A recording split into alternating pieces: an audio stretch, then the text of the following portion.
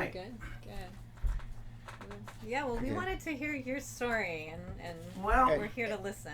Yeah, and just start off and let me explain. I haven't really written anything about this in the past, but since this has come up as an issue in the mayor's race, I am going to be writing about the mayor's race for the paper. So I'm starting from scratch. Okay. So I've got no real background other than what I read with Mayor Williams saying. So.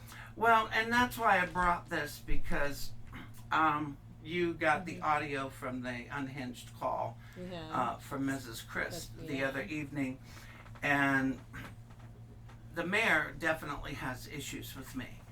That's not a secret. It's very public. He has an issue because I have legal challenges because he is defrauding the citizens of Cocoa, has been since swearing in.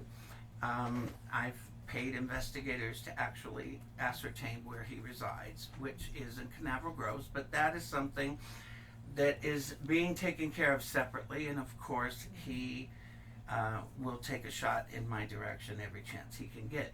But this article really offended me because it made accusations against me and an organization that I founded in the city. And it makes accusations that had Mr. Berman and the other reporter taken the time to simply do a property search on the property appraiser's office. They would have found that Mr. Williams' allegations of us buying people's homes and putting them out on the streets is simply not true. I have brought for you guys, and you can take these with you. These are the property appraiser records for every property that Broadmoor Acres actually owns, with the exception of the 1102. The property appraiser has not updated their photograph yet.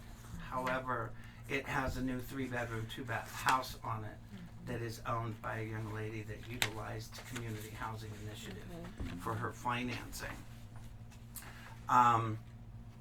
This is a list from the City of Cocoa's database showing the addresses and the demolition dates for the structures that were on those addresses.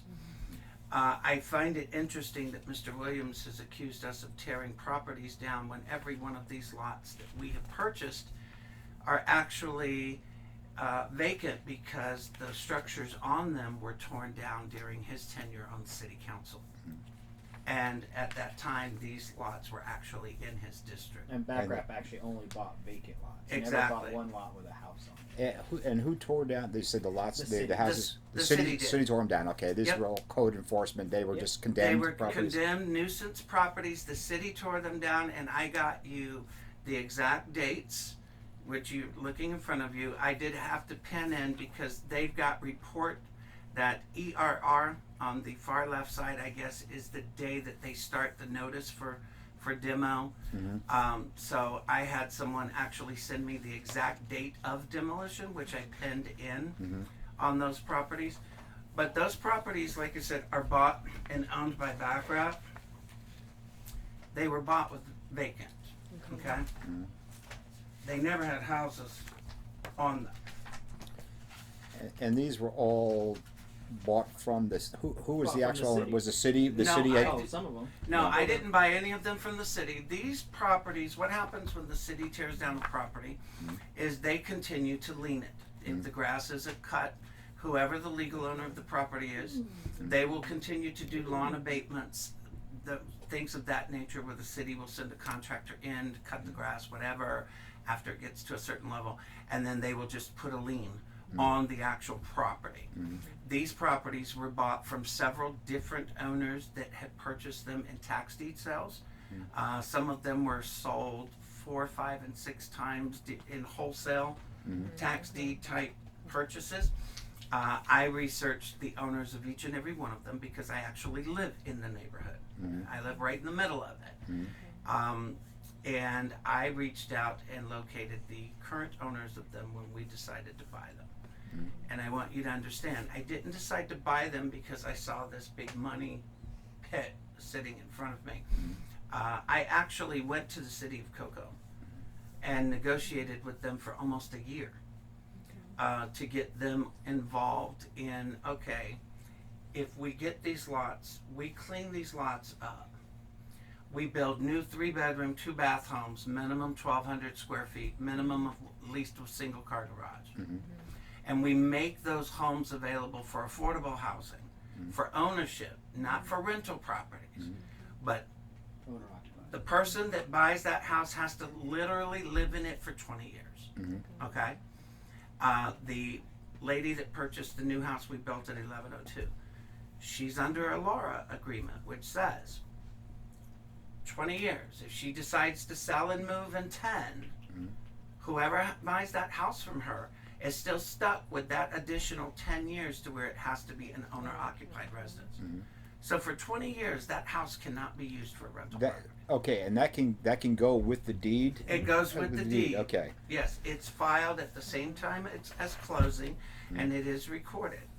So I went and sat down with then. And just out of curiosity, so what happens if somebody buys this and just decides not to live there, tries renting it out, or tries to? I mean, it's not a automatic thing. Somebody has to bring it to somebody's attention, but they can Yeah. foreclose. Yeah, can- they but I mean, under the deed, then that can be okay, Right. Yeah. foreclosure. Okay. Yeah, these are all things that the buyers are very much aware of in the purchase of the home. and they get a discounted, really good price on a brand new home and affordable. I went out of my way to make sure that Ms. Munoz knew every single caveat of the LAURA restriction. She's also under Laura, I'm not familiar. LAUR, Land Use Restriction Agreement. Okay. Now, the idea when I negotiated with the city was that I would build one at a time because I don't have money. I know everybody thinks I do, but I don't. What you would be surprised to hear is I live off of $700 a month, and I stretch it throughout the city quite well. Okay, so the people that are telling you that I have money or that I'm making money really like to talk about things that they have no knowledge of. The idea was to get the city, because I understood that these lots would end up having liens on them, especially when you demo a property. Before even putting a penny of money on these properties, I sat down with the city. City Manager John Ticanich, Assistant City Manager Matt Fewer, Karen Hamilton at the time was Community Services Director. Nancy Bunt was the Deputy Director of Community Services. Code Enforcement, the Police Chief. I sat down on the 3rd floor and met with all of them, and I proposed, I said, look, this is what I want to do. These lots have been dump sites. What year was this? This was in 2016 that I started negotiating with the city. These, unfortunately, the printing quality sucks, but these are what some of those lots literally looked like before we bought them, and as soon as I bought them, I cleaned them up. And they have been cleaned ever since. So I sat down and I said, look, we need housing. We need affordable housing. And you want the slumlords out of the neighborhood. Exactly. We don't need any more Section 8 rental housing in that neighborhood, because that's what actually started tearing it down to begin with. Because we had slumlords that were fixing up properties that they bought on the cheap in tax deed sales. They were putting a coat of paint just enough to pass the inspection for Section 8. And then they would put them out on Section 8 rentals for $1,200, $1,500 a month. So people who actually were working and wanted a place to live, they couldn't even afford a slumlord's place because I was gonna say $1,200 or $1,500 a month seems. Really I don't know. high. It's been a long time since I've had to pay for rent, but that that's seems. what the housing authority will pay for almost nothing. It goes by zip code, by square footage, how many occupants you have, how many kids Well, you I mean, got. that for that neighborhood, it just. I would have never guessed the rent's that high. Yeah, I 1,200 can is the minimum. actually, if you go through there right now, I can show you houses that are taking $2,500 a month in rent in that neighborhood. But they put And that's four and, families in. and that's. Right, I this mean, is- they're yeah, basically right, they're okay. charging whatever Section 8 will allow. Yes, Yes, Yeah, they are. And then it's direct deposited every month. Now, Yeah. Section 8 is a great thing in general, but Yeah. people abuse it. You're right. The one thing I did not do, and this is the thing that people didn't understand. When I first moved in this neighborhood, you would not walk out in the street during the daytime, much less at night. Okay. What prompted you to move into the neighborhood? I came down to look at the house because I was going to help a friend of mine who had bought the property renovate it. Okay. And then when I realized I know my friend very well, and I know that he was not going to put the time and the money that it was going to require into it, I kind of flipped it on him and said, you know what? Rather than me doing it for you, I'm going to buy it from you, and then I'm going to renovate it. And I literally moved into the front southeast corner room of my house with a working toilet and a tub, and everything else had been gutted because the day after I signed the deeds, someone broke in and stripped every inch of wiring, busted all the ceilings out, the walls out. So I literally started from the slab back up. But from dealing with the city on that, I understood what was going on. I also saw what was going on around me. Did you move to the area in 2016? Or I when moved. No, I actually moved into my house on Mitchell Street on February 2nd of 2015. Okay. I signed the papers on my house in 2014. Are you from Brevard originally, or Florida No. originally, or? No, I'm Okay. from South Carolina originally. Okay. But it was after I got ripped off. Somebody broke in, stole my lawnmower. It was after going around to the neighbors, identifying the individual, prosecuting, and them seeing that I was for real. I don't tell you I'm going to do something, don't do it. Brought everybody onto my front yard in October 2015. The city said I'd be lucky if one person showed up. We had 72 residents in the neighborhood show up.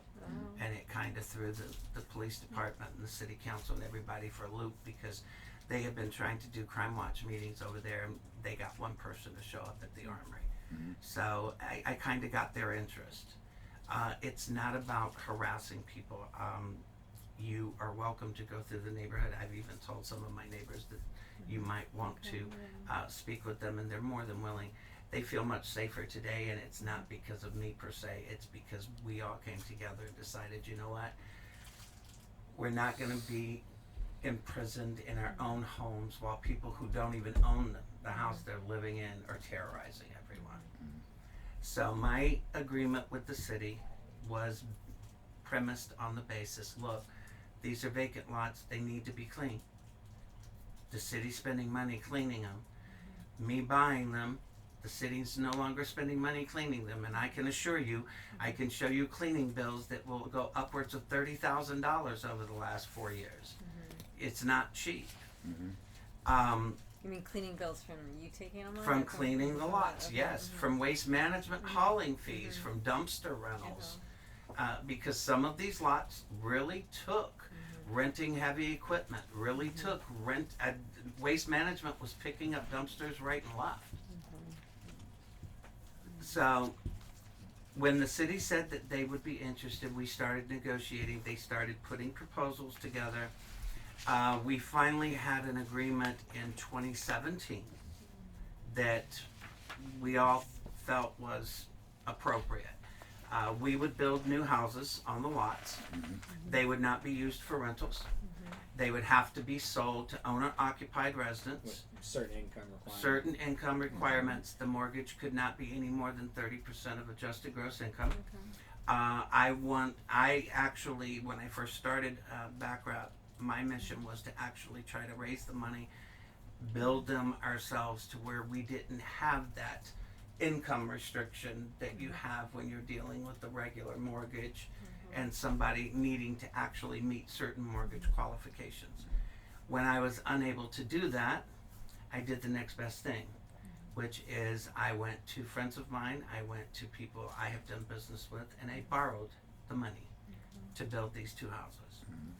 And the agreements on the funding to build these two houses is very simple.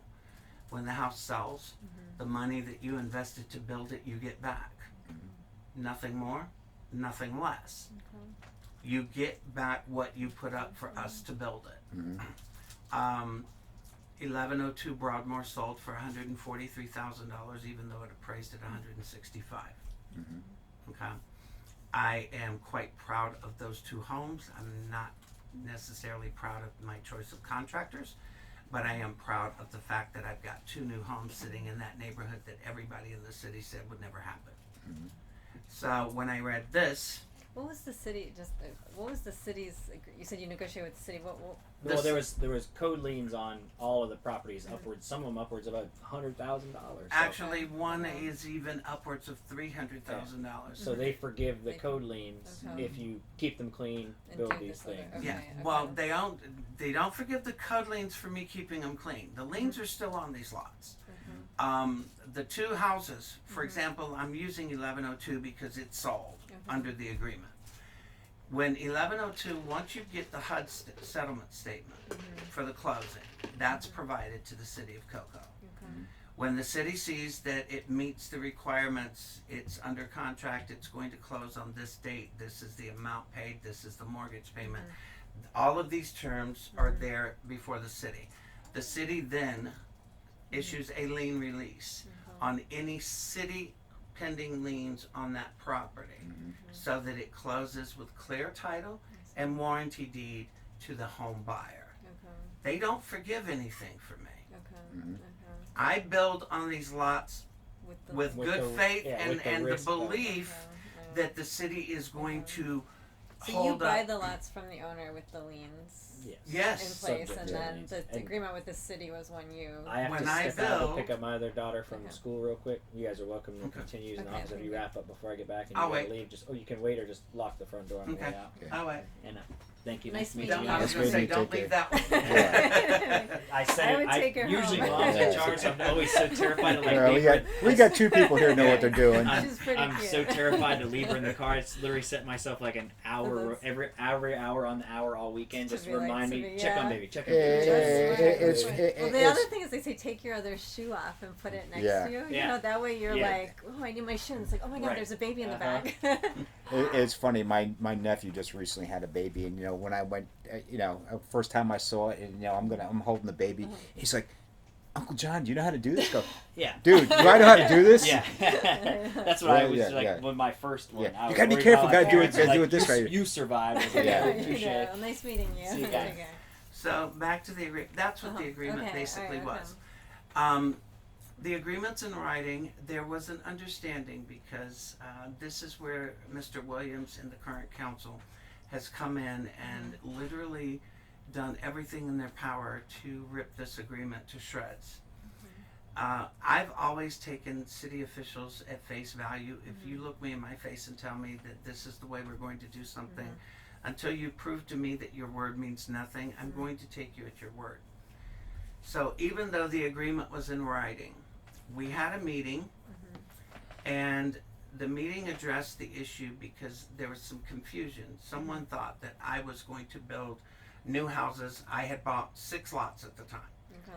Someone had the impression These were all that the I was vacant lots fixing to you build built. all 6 houses at one time. Okay. And there's Okay. no way in the Right, world right. that was going to happen because I didn't have the money to do that. Mhm. So it was agreed upon verbally that I have to have at least one house completed within 2 years of the signing date of the agreement. The agreement was signed on December 17th or December 15th of 2017. Okay. Okay.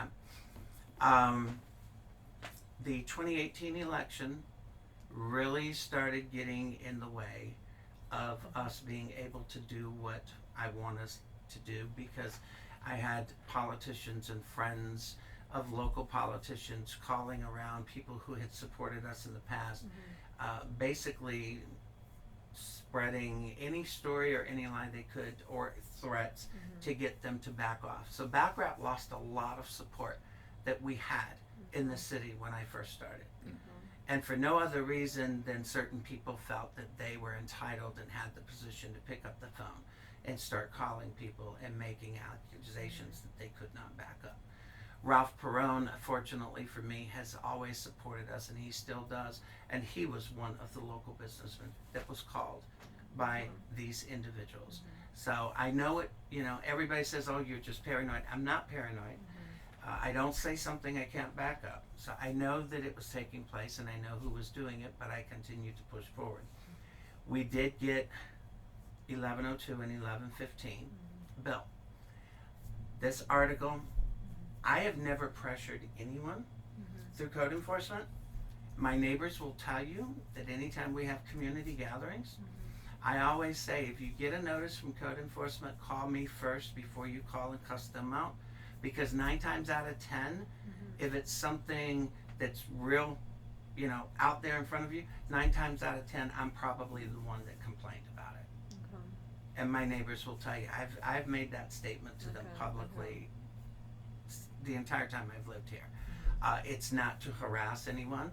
I get coded myself. Okay. I'm demolishing a building on a 1 acre corner over in the neighborhood right now because politics is in the way and they want to find me on a lot that I've spent thousands of dollars cleaning up, but that's not good enough, so I'm just flattening it. So when I read this, like I said, these claims, you've got everything in front of you that proves to you we've never torn down a building. Mm-hmm. Every lot that we own was torn down by the city, and was torn down by the city when Mr. Williams was the city council member in that district. So why he wants to put me in back rap out there is wrong. Mm-hmm. If he wants to attack me, that's fine. No one can tell you that I've ever used code enforcement to get fines imposed. You will find one application that I was forced by the city to actually file that had anything to do with the lien issue. It was on my house. I believe it was approximately $12,000. It was owed by a Richard Brown, who was the previous owner. I'm the first person in the history of Cocoa that actually went before the code board and city council, not to get a lien forgiven, but to actually have it stay in force, but in force against the property of the individual that the lien was issued to. Because under Florida law, the city can lien tangible and or real or personal property. Mr. Brown continued to live in Brevard County. Mr. Brown continued to have tangible property that the city, if they decided to go after their lien, they could attach to that property. So I've never had a lien reduction given to me ever. The lien reductions on these lots, interestingly enough, only one of them has actually been released, and that's the one for the house at 1102 that the city just put up down payment assistance for this mother to own her own home. So we haven't used code enforcement to harass or attack anyone. I am still trying to build houses in that neighborhood, even under the current political BS. So you built 2. I've built 2. Okay. The and other, you have to build a certain number by a certain date, or well, it was supposed to be, I get one built within 2 years. The city manager says that we are acting in good faith, then we get another 2 years to get another one built. That was the original agreement that we had.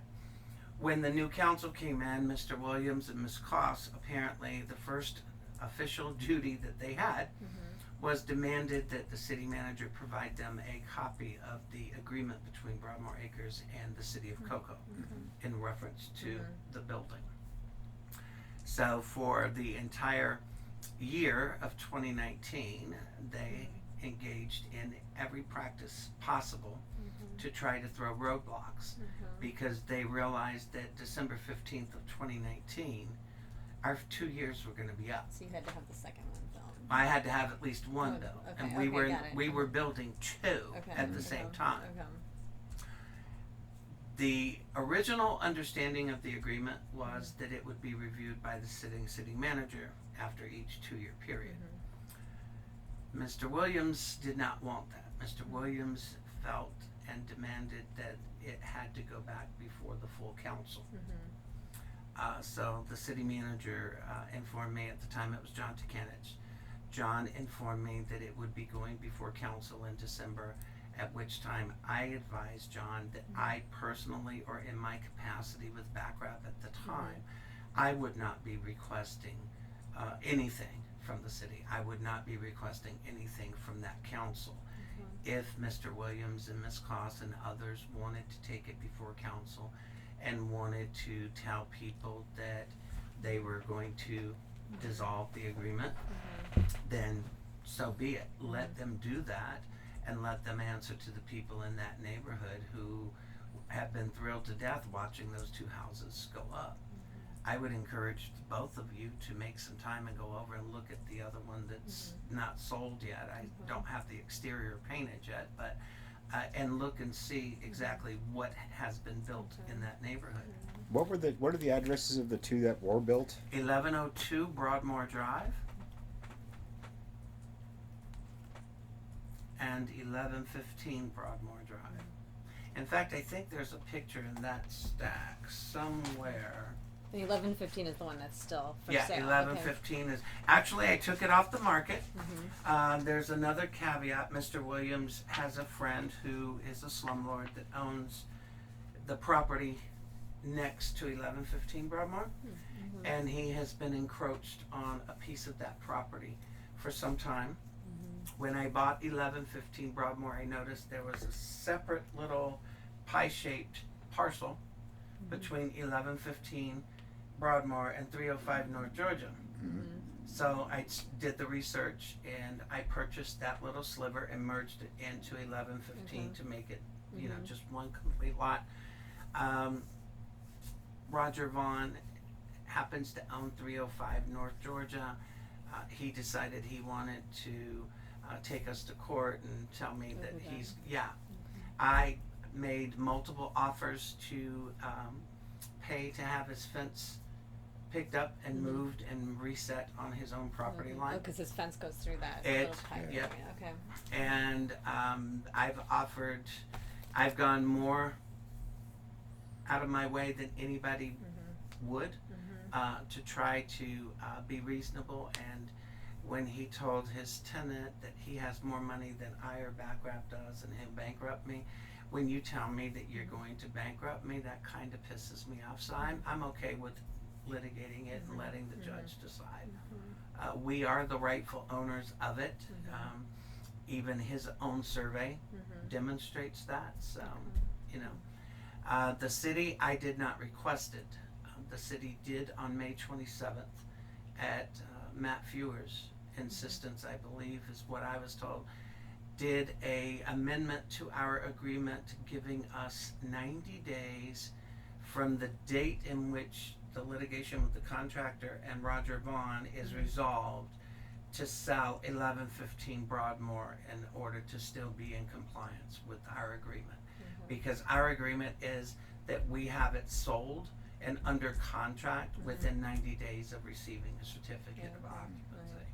And COVID kind of, you know, threw a thing in there. So I have no relationships with city staff. There has been not one single staff member that has broken the law or engaged in any illegal practices to aid me or Backrap.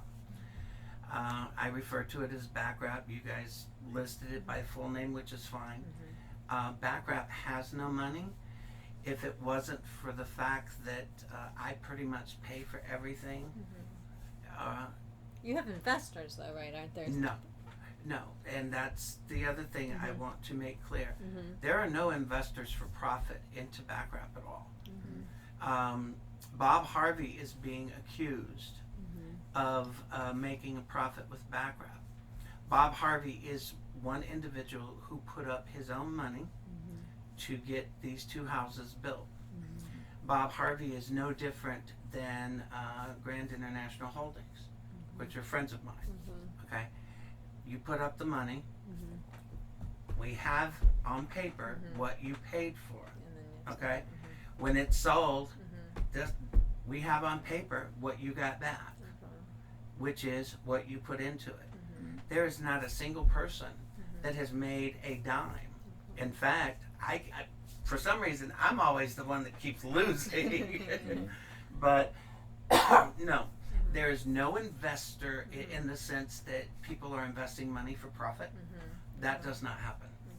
That cannot happen. I have made it a point from the day that we organized and formed Backrap that everything we do will be in compliance with both Florida and federal law. We are a 501c3. We are in excellent standing with the state of Florida and the Internal Revenue Service. We do not solicit contributions without the required advisor on the bottom from the Department of Agriculture and Consumer Services. I think a lot of it, unfortunately, has gotten to the point that because certain people find me somewhat polarizing, and I'm being generous to them, not to myself, that they like to take what they don't like about me and try to put it on background. You noticed my email to you and Mr. Berman wasn't really concerned with what you have to say about me. Okay, I'm very capable of standing on my own 2 feet. But when backrap was put into this, when the newspaper put out that we are engaging in things and that we have done things that we have not done, and when Mr. Berman tells me that a member of my board of directors told him that we tear down houses and refused to listen to me when I tried to explain to him, I believe he might have misunderstood something that Mr. Harvey may have said, because we've never torn down anything. Backrap's mission has never been about tearing something down. It's always been about building something back up. You probably have been told that I have been involved in some private mortgage deals in that neighborhood. That is true. This is the second house. That's 1061 Belafonte Avenue. That's what it looked like before. It was on the city's demo list. The owner lived in Merritt Island. They had bought it in a tax deed. They claimed that they had planned to renovate it and rent it. They did not. I reached out to them a week before it was set for demolition. Other than it just being vacant and untended, it really didn't have any actual liens involved on it as far as nuisance, because they did go and cut every now and then. But I did arrange for a friend of mine to buy it, and the owners of it now, if you drive by there, you wouldn't even recognize that house anymore. What is the address again? 1061 Belafonte Avenue. But Eric and Juana came to me. They were looking for a house. We had closed on this house on a Tuesday. I wasn't even ready to even try to do anything with it, because I hadn't even had a chance to get inside and actually see what was what with it. Eric came to me that Thursday, and we walked through it, and it was the craziest thing, because Eric and Juana basically bought it, this particular one, cash outright. They paid $20,000 for it.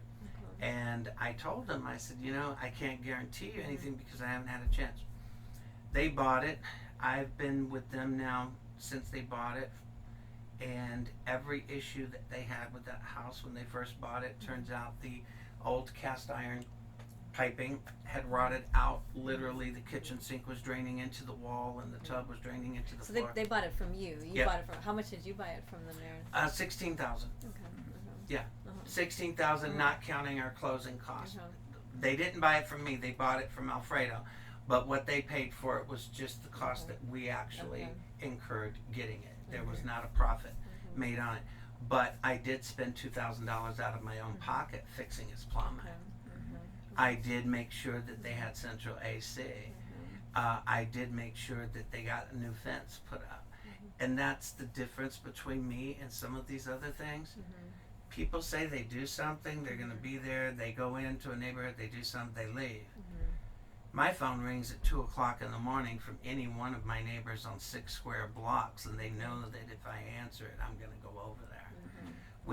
If you go by that house, you're going to see 1059 Belafonte, which is another house. We did buy it. On this particular one, when you say we, who's this particular house, Bob Harvey bought for the express purpose of putting a family into it. I had a family that came to me looking for the house. Okay. Bob Harvey bought it under his own name or forwarded the money to Backrap to buy it? No, these houses that are privately funded mortgages are Okay. not Backrap. Okay, gotcha. Okay.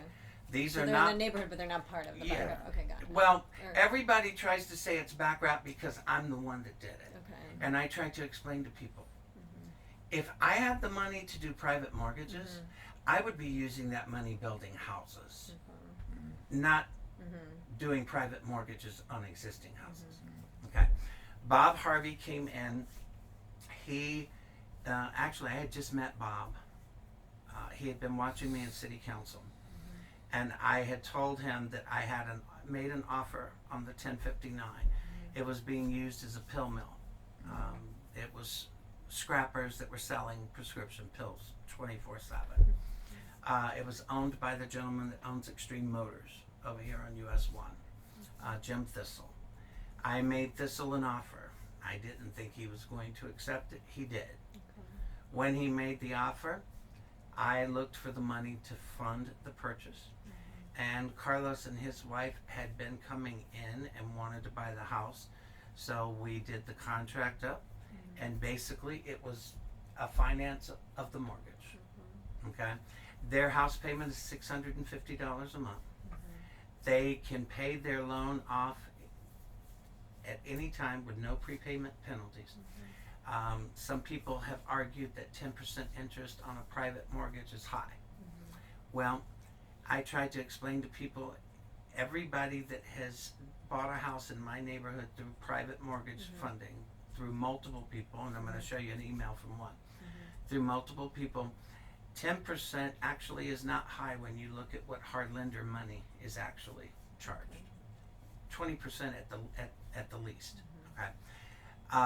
Most of the privately funded mortgages that I've arranged in this neighborhood have either been paid off or are almost paid off. And that's because they realize that if their payment's $650 a month, but they can make a $1,300 a month payment. That $650 comes off the back end. You're not paying interest on it, and you're paying it off a heck of a lot faster. Yeah. Okay, and every one of these people have done just that.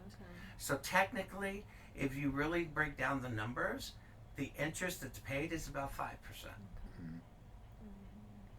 I just, what was it, last Wednesday, I was at Supreme Title in Suntree with a woman who just bought 1056 Belafonte from its owner. It used to be a Section 8 rental. Okay, his tenant got put out. He called me. I had a woman that had been begging me to help her find a house. It just worked out. He held the mortgage for her. Okay, she put $15,000 down. She had that. She actually is planning on paying it off after January 1st. It was more a capital gains tax issue thing with the seller than it was with anything else. The house has already been repainted. They've already started remodeling. It's cleaned up. The yard's actually landscaped now. And this is just in a week. And prior to that, that house was the ugliest thing on Belafonte. Right next door to it, the family bought that one from another gentleman. He had bought from a foreclosure sale. He remodeled the entire house. He lives out in Orlando. He had been watching what I had been doing in the neighborhood. He came to one of our neighborhood meetings. After the meeting, he walked up to me. He said, "Larry, I'm in." And he shook my hand, and I said, "What do you mean?" He says, "I'm in. If you got a family when I'm done with the house, I'm in." So guess what? He got done with the house. He held the mortgage. The people that bought it decided how much they wanted to put down. They put down $25,000. They set their own monthly house payment. They've maintained insurance on it. And they actually bought that house for a little less than $100,000 after it was renovated and remodeled. And they paid off their mortgage in 5 years. Are the demographics of the neighborhood changing? Is it switching? That's the other thing. Gentrification, if I understand the definition, is you're moving a poorer, lower income ethnic group out of a neighborhood and bringing in more affluent residents of, say, another ethnic group. The only, if you can call gentrification in this neighborhood since I've been there, is the fact that I have more black families that actually own their house than rent. Or that did be in six years ago. Don't believe me, just go and knock on Gloria Hyman's door and ask her. Don't believe me, go to 1055 Mitchell and ask Diamond Anderson. And that's a house that Jake Williams and City Council did everything in their power to try to keep that young lady from getting. Or ask Jim Swan and Guy Spearman. That's the email. Whatever you do, you cannot use his name. I just brought this for reference purposes. Diamond Anderson. This house is 1055 Mitchell Street. It's a catty corner across the street from me. It was a problem from the day I moved in the neighborhood. It was sold to two owners out of Kissimmee that never even went and saw the property before they bought it. Yes, there were code issues, but those code issues had been started long before I had come to the neighborhood.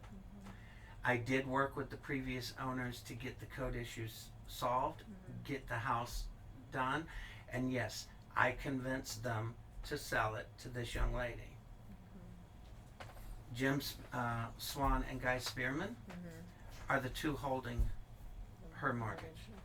Do you know what her mortgage payment is with tax and insurance a month? $755. Since COVID, she worked for the Brevard Health Alliance. She was pregnant. She just gave birth to a son. So she couldn't go back to work. So she hasn't been able to make her mortgage payment with everything that's been going on. But it's been paid. I paid it in June. Her aunt paid it in July. I'm paying it in August. I didn't even see that email from Jim until yesterday because they keep me posted. Diamond lives directly across the street from me. I did not know that the insurance company had told her that they were canceling her renewal. If I had, I would have dealt with the issue a lot sooner. But I am dealing with Todd at Coastal Roofing, who has helped me in the past, and I will find a way to get the materials and get a new roof on her house before that insurance is canceled. That's what I do. I don't run people off. I don't rip people off. I don't create havoc as I'm being. If you bring havoc to me, then yes, I can answer you with it. That's what I do. That's what Backrap does. Where do you get the money to do all this? Beg, plead, and I have things that I own that every now and then I'll sell something here or there or two. When I first started, the very first year in 2015 and 2016, when I started going around putting the LED dusted dawn security lights on all the houses in the neighborhood, I rented the Civic Center down in the village and had a arts and collectibles sale. Because I had a crap load of sports memorabilia. So you like your own arts and Yeah. collectibles? Yeah. So, you know, I collect odd things over the years, thinking, oh God, I really like that. Not necessarily, oh God, I can make a killing off of that. But it was a way to raise money to pay for the lights, and every now and then Keith at Home Depot will help with something if somebody needs something and I can't quite cover all of it, then they will. But and that's one of the issues that Mr. Williams and other members of council has with me. They want to know how I pay for things. And this is something that they have repeatedly brought up at council. They have put in written form to city managers. And I tell them, when you are willing to sit down and show me your finances, then maybe you can ask for mine.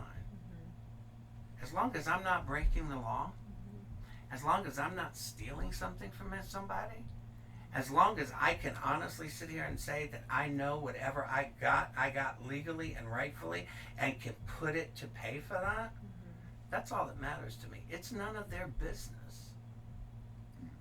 Interestingly enough, this article comes out and yet Councilman Goins sent me an email or a text message a while back. Mr. Williams teamed up with a gentleman by the name of Nino Lyons here in Cocoa shortly after the election. Apparently, they went through my neighborhood, started telling neighbors over on North Kentucky and Park and Olive and whatnot. He was looking for properties. Him and Nino were going to start buying up properties in the neighborhood. They were going to put them back at Section 8 rental. So of course he went to neighbors that he knew was going to come and tell me this, okay? Because those neighbors don't want any more Section 8 rental in there. So I called Mr. Lyons, and I said, Nina, I just want you to tell me, because I said, you know what I'm doing, you know what I've been doing, you've been at my house with your mom, because his mother lives around the corner from me. And I said, Nino, is it true? And he said, Larry, I'll be honest with you. He said, it's only been 24 hours since they called and asked me if I would be interested in that, and you calling me asking me if I'm doing it. And I said, okay. So he went around saying it because he wanted me to get the information. He wanted me to call you. I understand they have a relationship, but Nino knows.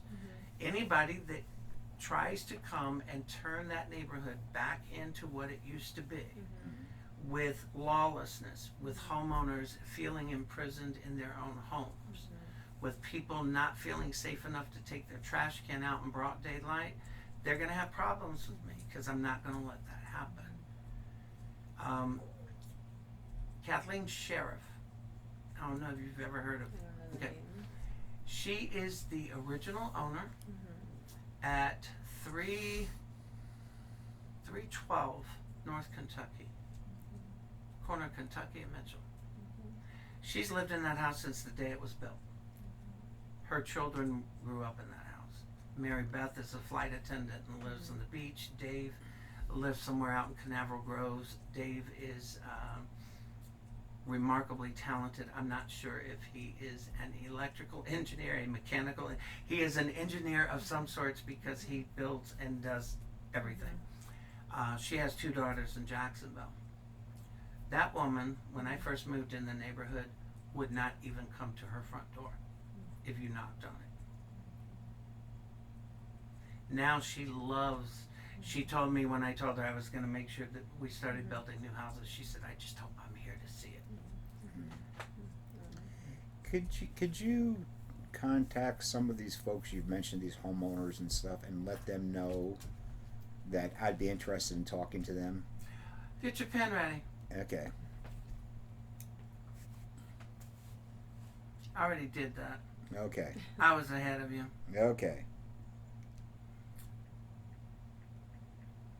All right, Laura West, 321 Okay, just 1 second, please. Laura West, 321 637 637 89 89 88. 88. She lives at 1106 Broadmoor. Okay. And that's not one of the houses back right built. Actually, she lives right next door to the 1102 Broadmoor Drive house. Okay. Yeah, her husband was a retired sheriff's deputy, Bo West. He passed away. Bo passed away literally the day before I got the CO on the house next door, and he sat there enjoying watching it come up beside him. All right, Gloria Hyman. It's going to be 321. I'm going to give you her cell number just in case. 576 576 6857 685 6857. 1052 Broadmoor Drive. I'm sorry, 1052 Broadmoor? Okay. How's your Spanish? I took several years in high school. That's about it. But we have Spanish. We do have Spanish speakers at the newsroom that I could always tap in to be an interpreter for me. Okay, good. Because I'm going to give you Eric. But if you get Eric, it's going to have to be in the mornings, because he works Sunset Cafe, and he literally works 7 days a week. 321. The Sunset Cafe, the one in Cocoa Beach, the diner there? Okay. Yeah. I'm sorry, Eric's last name was? Morales. Morales.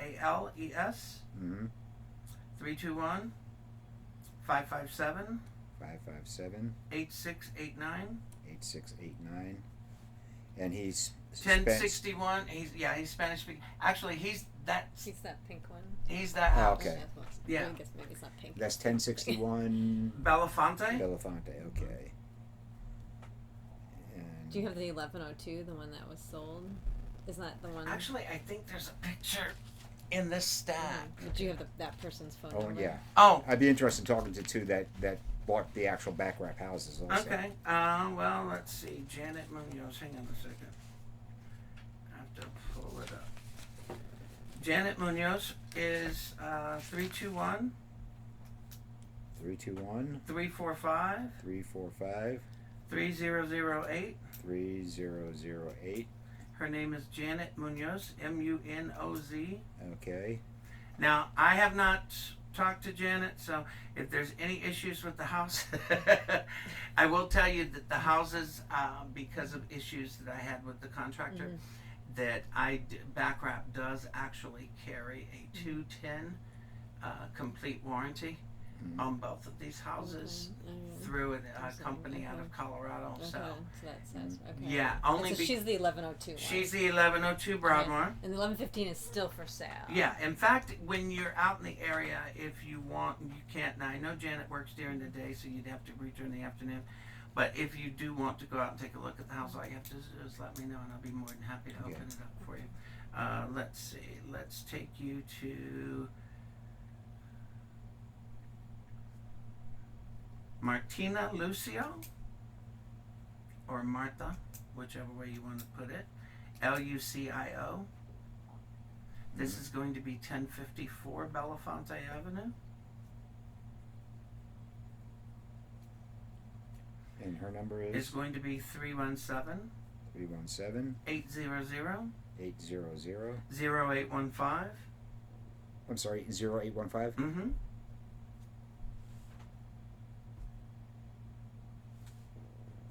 And then I am going to give you Mrs. Jones, who actually just closed on her house just last Wednesday. So these other folks are folks that bought houses that weren't back wrap, but that you helped. No, Laura West has been in her house for over 40 years. Okay, she's the one who's you said was Her husband was, that passed away. Okay. yeah. Gloria Hyman's been in her house for, well, I think 20 years or so. Okay, so these are just long-time residents. These Okay, are gotcha. people who actually have lived. Okay. Laura and Gloria. Now, Eric's gotten a house. Martha's gotten a house that I had something to do with, but not back wrap. Right. Okay. The only thing back wrap has done is built the houses on Broadmoor and buy the lots and clean them up. Okay. Other than I used to throw Thanksgiving dinner and And Santa Claus. I remember yes, the picture of I'm Santa also Claus. known as the back wrap Santa. But Ada, it's EDA. Her last name is Pineda Jones. And her phone number is area code 202 Mm-hmm. 749 1170. And I think she's coming back in from DC today. But she is at 1056 Belafonte. This is the house that she just closed on just last Wednesday. Okay. All right. Okay.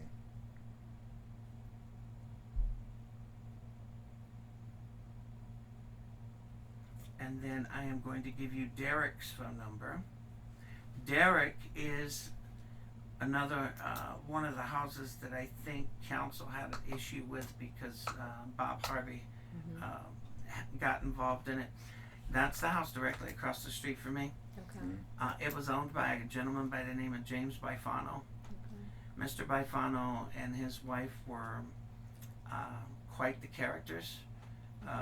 In other words, they had little to no respect whatsoever for anyone, and they believed that you are supposed to kiss their ass and jump through hoops and do whatever they say. I met Derek after he had signed a lease with Bifano, and it was too late. He had already signed it because I actually told him, if you haven't signed it, don't sign it because he's going to rip you up. Derek was at work one day and they showed up and scared the daylights out of his 4 kids, telling them they were going to be out on the street by the end of the day. So I kind of got upset with that. So if anything, anybody wants to say I forced someone to do something, I didn't force the Bifanos to do anything, but I damn sure made offer after offer to buy that house to get them out of that neighborhood and get that guy. And so you did get them out. And I got that house, and that house went from. Was that by calling in lots of code enforcement? No, actually, it had nothing to do with calling code enforcement. It had to do with me constantly contacting them in their attorney, saying, "Look, if you don't want to be in the neighborhood, you don't want to take care of something, I'll buy it." So we did. Okay. And Derek, instead of renting the house, owns it. Derek's last name is Miglia, Miglia. He runs the Fam Style Salon and Barbershop over on Merritt Island. Give me 1 second, because Derek's got a Georgia number that starts with 678. I got way too many things in my head to remember to always remember everything. So who funded that house, the sale of that house? Derek's Bob Harvey.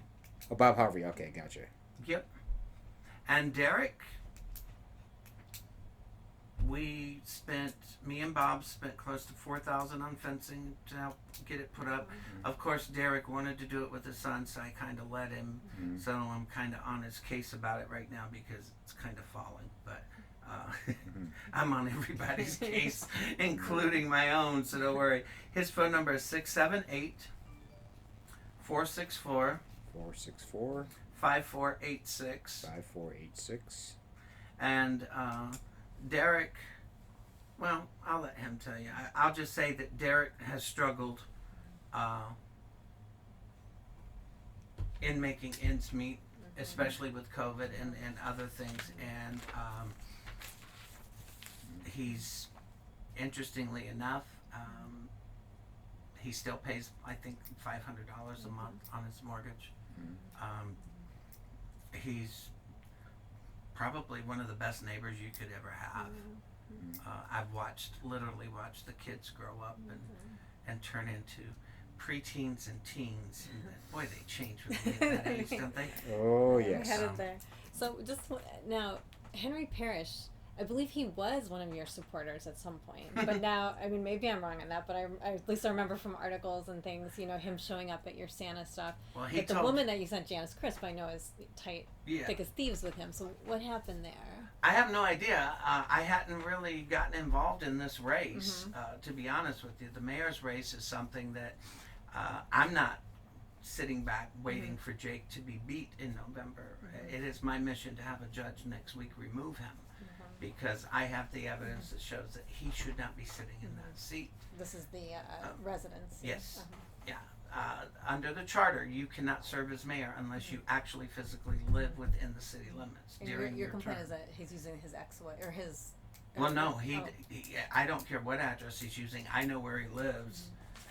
I have video of him coming and going on 2 different flash In drives. Canaveral Groves, and he's saying he lives in Cocoa. He and says his he lives on Cypress Lane, and he doesn't. Okay. I have been at Cypress Lane every day for the last 18 months. I can tell you what cars are parked where, when. Does he own that property? He does own it. His sister and brother-in-law have been living in it since he moved out to Canaveral Groves. But I've got the documents from a subpoena to the property appraiser's office where he told the newspaper that him and his wife were separated. And he was living at Cypress. His wife was living out there. Well, he lied to you guys because according to the homestead update, she moved to a trailer in Titusville in 2016 when they allegedly became separated. But he and her both are at 4201 Tangerine Street. Ron Parsons lives right down the street from him. There every day.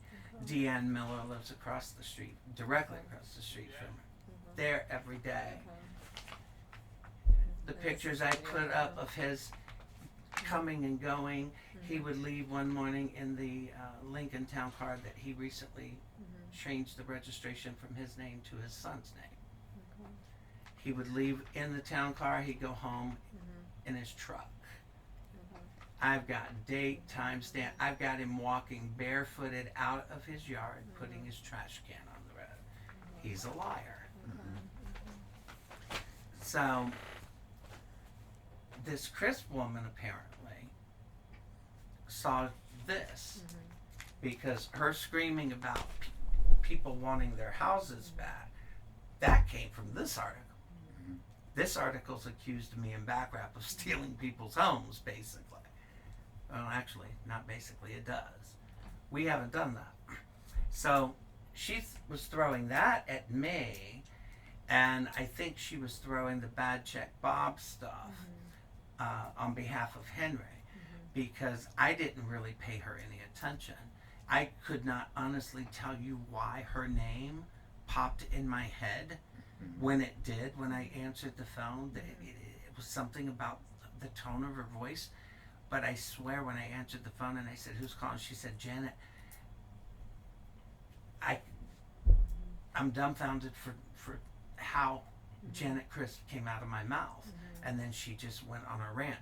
Apparently her and Henry, I think it's more Hope Guilford. I don't know who That's Henry's girlfriend. Okay. That's Henry's mouthpiece. Okay.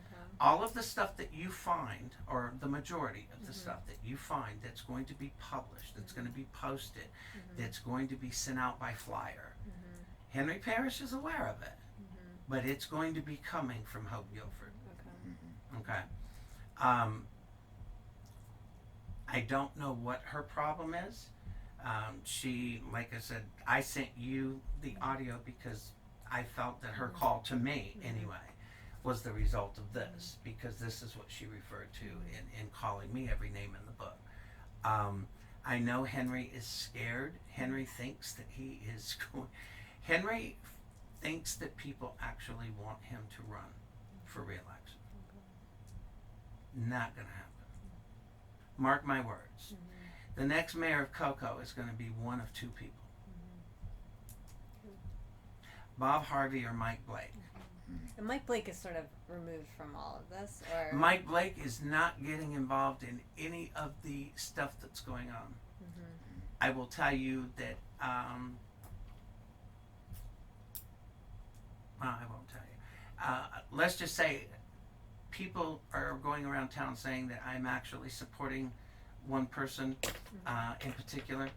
Well, that person that they claim I'm supporting, not even close.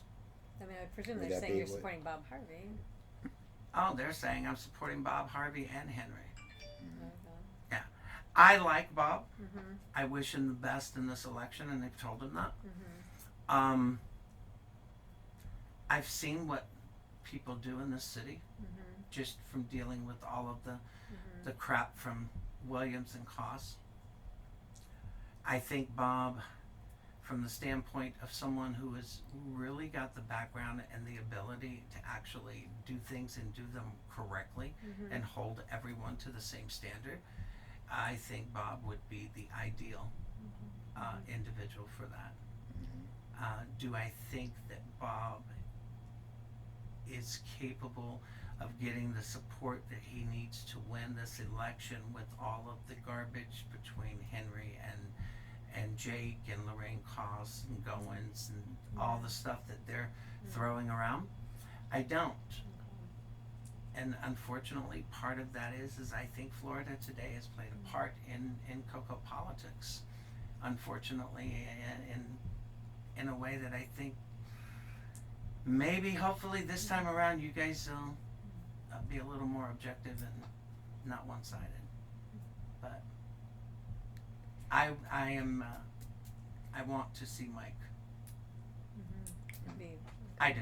I want Mike back because we have staff in this city that have worked their entire, or at least 10, 15, 20 years in the city to make it better, that are about to walk into the unemployment lines because they cannot deal with the personal attacks, the harassment, the constant accusations, and I think that's wrong.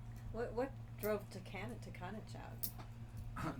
Jake and Lorraine and Alex, you didn't know? Jake and Lorraine made no secret about it. They went around all over town. Lorraine Cost, Jennifer Riggs, and Linda Dolphin. They're the same people that push this stuff about Backrap being corrupt. Pull a public records request from all these letters that the three of them sent to city council and the city manager, accusing me and Backrap of all these illicit, illegal things. And I've told people, you want to know something about Backrap? Ask. I've been very public. I've never had nothing I do under Backrap has ever been a secret. I want people to know. Maybe we will get people to come on board. You know what I'm saying? Why would I want to hide it? So that's what drove John out. And the fact that John stood up to council members when they were in violation of city charter, which they are on a regular basis these days, and Matt Fewer will not. The day that you guys printed this, you know why he made his argument for an FBI investigation, right? He didn't tell you. He got called out. He got called out the night before. He violated the charter. He took documents to the housing official for the city of Cocoa related to me Jake Williams. and Backrap, yes, and told this employee that I had defrauded the city and Backrap had defrauded the city out of down payment assistance money that we sold 1102 Broadmoor with liens on it. And he took a copy of a complaint that he claims that he got from my contractor, Andre Baez, who I am in litigation with, but not because I don't want to pay him, but because I've paid more than he should have ever been paid. All right? But he took these documents, he marked them. He marked the pages, he marked the paragraphs that he wanted her to say, told her point blank, here's the evidence. You need to stop them from doing business. This employee actually called Community Housing Initiative before she remembered that we had taken the other house off the market until we resolved the property line issue. To have them remove us from any consideration for people looking for housing through Community Housing Initiative. Jake Williams did this in violation of the charter. Jake Williams, the charter prohibits Jake Williams or any council member from going to any city employee other than the city manager for anything, much less to tell that city employee how to do their job. And that's why fear. That happened in June. I had been sitting on that because I'm using it in the pleading against it. But at the August 12th city council meeting, I just had enough. So I submitted it by email. I forwarded the day before council and my comment that was submitted for that council meeting. As soon as that comment was read, he lost it. He accused the city employee of lying. That city employee wasn't lying, and I know she wasn't. Of lying by saying. Of lying by writing the email. Jake Williams accused another city employee of logging into a city employee's email account and sending an email from another employee's email account to herself to try to sabotage Jake Williams. Really? You want to talk about conspiracies? Yeah. But he did that. I got it in a public records request. So yeah, I brought that up because that is a violation of the charter. That's the reason Councilwoman Warner in the July meeting made a motion that council vote to begin an investigation in removing Jake from the mayor's seat. Because everybody up there knows he doesn't live in the city. They know what the charter requires. So, yeah. So in your opinion, so does all the animosity that Williams has towards Backrap, does that go back more towards you? And It is. Yeah, so you think it's more personal than... It is. Yeah. Every bit of what he said in there, number one, I came to this meeting so that you could see, I brought you the actual documents. There's no way that you can look at these documents and say that his accusations that I have torn anything down is anything but untrue. Because I haven't. And those are straight from the people who demolished them. Mm-hmm. Okay? You can go by, you have a complete list of the properties that Backrap currently owns in that neighborhood from the property appraiser with pictures. You can drive by them and look at them. They are not covered with scrap materials. They're not covered with vacant, abandoned cars parked on them. They're not covered in garbage and debris. They're actually cleaned and maintained. The grass may be slightly high because of the recent rains, but I cut them regularly, weekly. But nothing that has been accused of Backrap in this article is truthful. And it has everything to do with me. It is a direct attack at me because it's like he and Miss Koss said. I actually resigned from Backrap back at the first of the year. And I did so as a way to try to separate the personal from the Backrap part, hoping that Bob and Brenda and Jerry could get people involved, and do what we set out to do without having the anchor around their neck, which was me. Okay. Well, that didn't work because it didn't matter that I had removed myself from Backrap. They were hell bent on, again, constantly trying to destroy Backrap. And I don't understand it because I don't see anybody else coming in here trying to actually build housing for families to own. I see a whole lot of people who would love to have those lots and build Section 8 rental housing, and so does the mayor because he's made a little deal with a former NFL player that makes his living off of that very thing. So who's that? I can't remember the guy's name. I'd have to call Ellis. But Jake and Alex took him and his partner over here off of Rosa Jones in Florida, I guess where that old trailer park is. Yeah. Jake wants that for these two retired NFL players. They're out of Miami. The one actually has a huge portfolio of nothing but Section 8 houses. Is he a Brevard County guy or just somebody Jake? No, okay. Yeah. I was going to say, Broadmoor Acres never struck me as a place for gentrification. Rosa Jones over here, adjacent to the village, that would seem.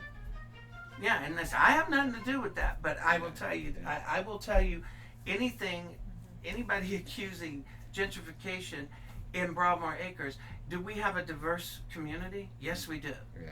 We have a community of Caucasians, blacks, African Americans, whichever way, because at this point I'm done with the political correctness stuff. I have Guatemalans, I have Hondurans, I have Jamaicans, I have people from the Dominican Republic, I have people from Mexico, I have people from El Salvador, I have Irish, I have multiple mixed race couples and families. I don't, for the life of me, understand where Jennifer Riggs and Lorraine Koss came up with that. And that gentrification that Mr. Williams used with you, he took that. I'm telling you, if you look at the documents, these letters that Riggs and Dolphin and Koss had sent to the city about me and Backrap, you will find that what's in here is verbatim what they wrote accusing us of doing last year and the year before. It's all personal. They don't want to see, I guess, kind of goes back to your question about Paris, that he used to support me. The one thing I think you remember is the one thing I put up when I was running in 2018 was his little video clip to your photographer that he looked dead into your camera and said, Larry Sinclair has single-handedly restored Coco's oldest neighborhood and we support it. And those are Henry's words. And my neighbors will tell you that. I will tell you, it has not been me single-handedly. Because if my neighbors had not stepped up, if people hadn't wanted things to change, nothing I've done in that neighborhood would have lasted. Is Henry still on the board of directors of Backrap? Henry's never been on the board. Oh, I thought he was on the board of directors. Okay. No, you're talking about Bob Harvey. Oh, Bob is, and Brenda Warner, is she also? Bob and Brenda Warner and Jerry Blanco are the only members of our board. Okay. I was never technically was I ever on the board except for a brief period of time because of our bylaws. When we had board members that actually left because of the political pressure from Mr. Williams, Koss, Riggs. We had Zach Parker, who was the pastor over here at King Street Baptist Church. We had Nick Vidoni. Zach didn't last 2 months before they started targeting, and he had other interests that he needed to be concerned with, which was the Board of Deacons of the church, and then his mother does that drug treatment program off of Lake Avenue and Peachtree where it kind of splits. So they knew exactly how to go about getting Zach to resign. Nick was with us, and they knew how to get Nick to resign because he was renting office space from another attorney that happened to be real close and tight with Koss and Riggs. So, I mean, I've had board members who have come on that were really excited only to leave because they can't say anything or do anything because every time they do, these guys are out there trashing them and accusing them of fraud. Mm-hmm. Bob will have to resign from the board Mm-hmm. if he is in fact elected, and Bob cannot, and I have made this clear, and I make this clear to everyone, Bob is capable of using photographs of himself. He is not permitted to use video or photographs that belongs to BACRAP as far as campaigning. Mm-hmm. I am very familiar, and this is a recent issue with the current mayor. We are a 501c3. Mm-hmm. We are not permitted to engage in partisan politics or politics of any type. We are not permitted to endorse or campaign on behalf of any candidate, and we will not. Yeah. My position in reference to any of the mayor's races or council races are my personal position and opinion, and I make sure that everybody understands that. Now, we have a mayor who just put up a interesting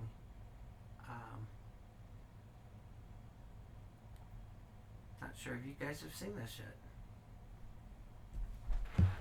yet. I didn't know that the city of Cocoa allowed the mayor to use the city's address as a campaign headquarters, and I really didn't know. That's the That's city City Hall? government. That's That's City City Hall. Hall. 65 Stone Street. And not only that, I didn't know that the sitting mayor is a non-profit organization. Go ahead and tap it. Yeah, go for it. Non-profit. I do believe that's a violation of campaign law because I didn't think a campaign can be a non-profit organization. Are we certain Mr. Williams put this up? Sometimes I know Facebook does. Oh no, Jake did it. Yeah. He's got signs just like the one that says Yeah. "Vote Jake," sitting on his front porch over at Cypress. Jake knows it's up. Because I know that sometimes Facebook creates these pages Oh, no. based on. No, Facebook has not created any of Jake Williams' Okay. pages. Jake Williams has, and there is one page. I'm surprised I can see this one because of his other pages I'm actually blocked from seeing. Mm-hmm. But yeah, no, that was put up by Jake and his campaign manager. Is Vicky Mitchner his campaign? Yep. Okay. That's her. Yeah, she's campaign manager for Jake and a fireman that doesn't live in District 2. The one thing with having two council members on the board now. Well, I don't have two council members on Bob my board. Harvey's not. Oh, that's right. He's- For some reason, I keep Bob. Yeah, never mind. I keep Port forgetting Bob commissioner. Harvey's port commissioner. Never mind. Yeah, I don't have two council members on my board. I was gonna say because that would be tricky because then you get sunshine. That would have nothing to do with the association with the organization. It would have to do with their politics of having sunshine Well, law violations. I have a funny feeling. I know what's going through your mind, so I'm going to try to give you something before you run with that.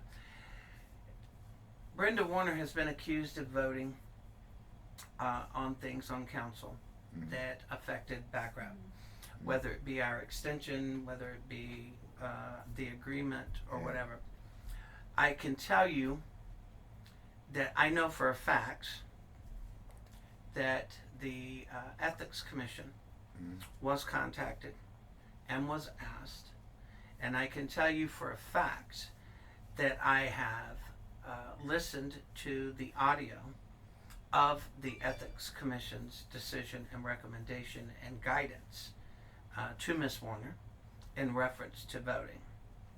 And I can tell you that I know for a fact that Mrs. Warner casting a vote in the reference to the back wrap extension was completely legal and ethical.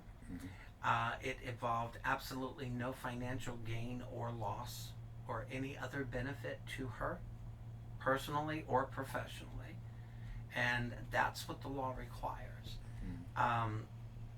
No one, not even myself, has been paid a salary or a wage or anything other than maybe if Jerry or Brenda had to pick up something for me and pay for it, and then I gave them the money back because I wasn't there, you know, to do it with the back wrap card or whatever. But no one's ever been paid. So just so that you understand, I know that Ms. Mitchner has made those accusations, but those accusations are just that, they're both. Hi. Hey, gorgeous. Can I set your TV up here? Oh, up here, baby. I will tell you that the last, well, actually 3 council issues or votes that involve back wrap were done without our knowledge and without our even asking for it. The May 27th agenda item was put on the council agenda by Matt Fuhrer. We were not notified that it was being put on there. We did not request that it be put on there. In fact, the day of that hearing, the city was served with an injunctive complaint by back wrap, asking the court to prohibit them from actually taking any further action, because back wrap has become Jake Williams and other council members' punching bag, and I'm not going to let that happen. Well, we've gone over a lot of stuff here. Yeah. Yeah, but I've done all the talking. I thought you said you wanted me to answer your questions. I wanted to listen. Listen, and yeah, and this is, I mean, it would be, you know, please do send that, because we've been trying to listen and hear rather than take notes. Oh no, I'll definitely send it to you. Yeah. Like I said, please, you guys have all the evidence. This. I can't speak to a story I had nothing to do with, but I mean, as I said, now I'm gathering information. This is, you know, to write a story before the election about how this has become. Well, this has become an issue. And it's become an issue, and contrary to what Mr. Berman said, Brenda did not say back wrap has become an issue. But city council members have targeted, and I am being completely forthright here. This is a target. We have been a target since I filed suit against Lorraine Koss for going around town accusing me of being a child molester. This is a target. Since I filed that first complaint, Lorraine Koss and her friends and Jake Williams have continued this attack. They realize that I'm comfortable enough with who I am and what I am that I didn't go run and hide over them making false claims that I knew were false. But they did know that there's one thing you can attack at that will get my attention and every now and then get a rise out of me, and that would be back wrap. So back wraps only become an issue because the members of council have chosen to make it one, because as long as everybody's looking at back wrap, nobody's looking at what they're doing. And like I said, that little section 8 agreement for city property to be given, and just so we are understanding on one thing, those lots I paid for. Unlike the mayor wanting to give city-owned lots to a section 8 developer. There's a big difference in that. Yeah. Well, I thank you for your time. As I'm working on this, of course, I'll have a billion more questions and want to talk to you some more. What's the best way to reach you? By email, by phone? 321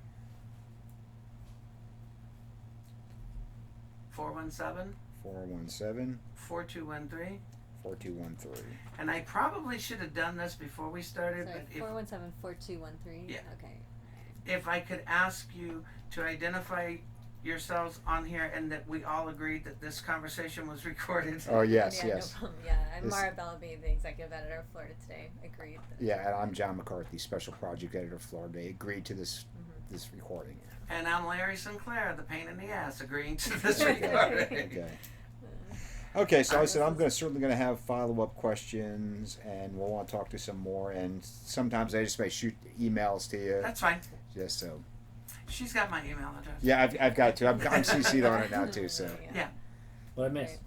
All of it. Yeah. All right, No, I'm I going to turn the appreciate tape this. Yeah, off. thank then. you. Okay. Yeah, if you could.